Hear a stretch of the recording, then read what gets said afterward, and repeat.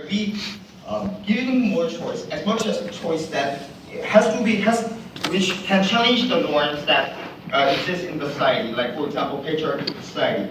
We believe, for example, domestic violence, those women who internalize for very long decades, like 2, 3 decades, so that they don't report, they have reluctance to report to the authority. We give choices to this person, and we know give them the notion that we can challenge this notion and we can report to the authority, and this is your option and this is your choice and this is the clear, the intrinsic empowerment that we think. We believe the women feel empowered, wear burqa, and we also do the feminism movement at the same time. We believe it is absolutely right thing, and we have to accept that there is a lot of diversity within the feminism. And when we try to bash one type of or the vulnerable people, vulnerable women within the feminism, we believe it will actually dilute the feminism movement and will lose the momentum from under their side of things. So most of the rebuttal will be integrated. First, for OG rebuttal first. We're just confused when they try to say the woman should just self-actualize.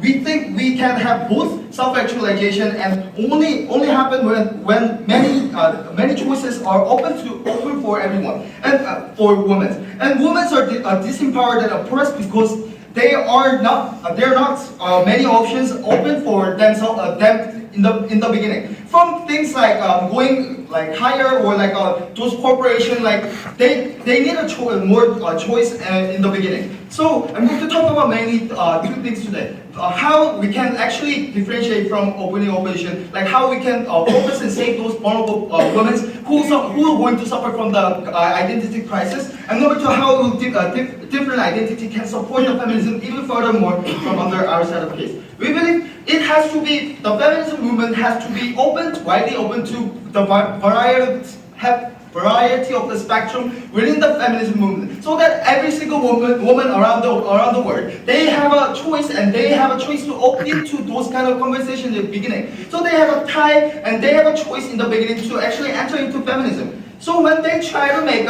regardless of the you're liberal or you're conservative or you're moderate, this woman has a right to actually participate, and they can actually have a discourse within the feminism agenda. We believe when they try to make those choice, that unilateral choice or standardized choice, obviously a lot of feminism became very extreme, and this extreme feminism are extreme liberal. And when they try to see you're wearing a burqa, and obviously most of the Western people or other standard of the woman's choice, those people will think this woman is submitting to the patriarchy that exists in the status quo. We believe when they try to make it standardized or like limited, like not respect the choice, diversity of the choice that women individually make. We believe those people who are actually in the middle of the self-actualization, who actually try to make a choice in between, like the most important thing, for example, religion or the feminism that she wants to garner from their life. We believe these women, the most vulnerable people around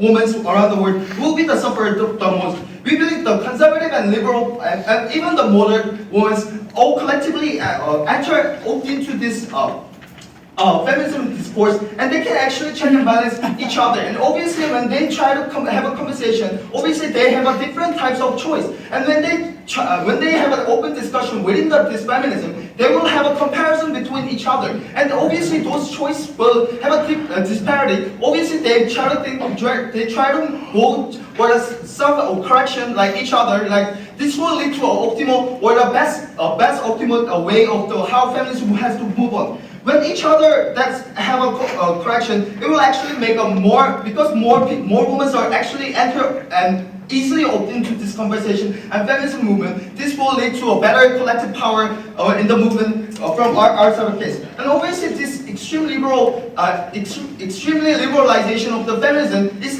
leading to those women who are actively marginalized within society. They already have a limited choice in the beginning. They will have furthermore limited choice, and they don't have even any platform to talk about their suffrage, because they most likely other stronger or like main on-board feminism is like not catered to those kind of ideology or those women's feeling or like something like that. Obviously, when we have a more choice spectrum of the choice, when these women open to this conversation, we can garner a better collective power, and which will lead to a better feminism movement on the our side of the case. And we should not abandon those any woman within the society. All kinds of women, they have an equal chance. And when we try to give this notion that this until now, the patriarchal society, the woman has relatively less choice than men, or less opportunity than men. Obviously, we try to challenge this notion once feminism movements start to neglect one or more particular, or just because they are unpopular types of the feminism. When this happens, this feminism will lead to decrease of momentum. Yes. When you tell poor or passive women that they have little empowerment because they are not making a lot of choices, how are they going to go into the discourse that you want to, considering that they have no access?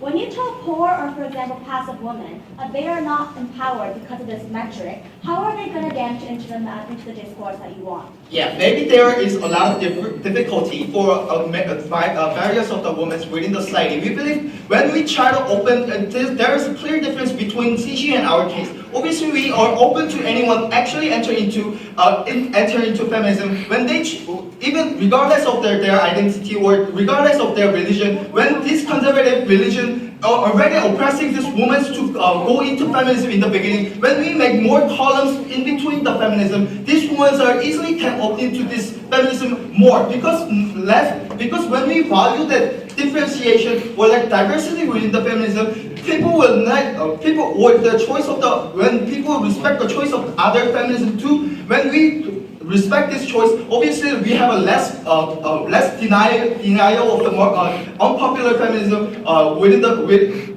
women who share the unpopular feministic value from our side of case. We believe their side of case is actively try to standardize those women has to have a one single choice or very limited choice compared to our side of case. When we open all the choices that actually can garner a better momentum for feminism movement, we're proud to oppose.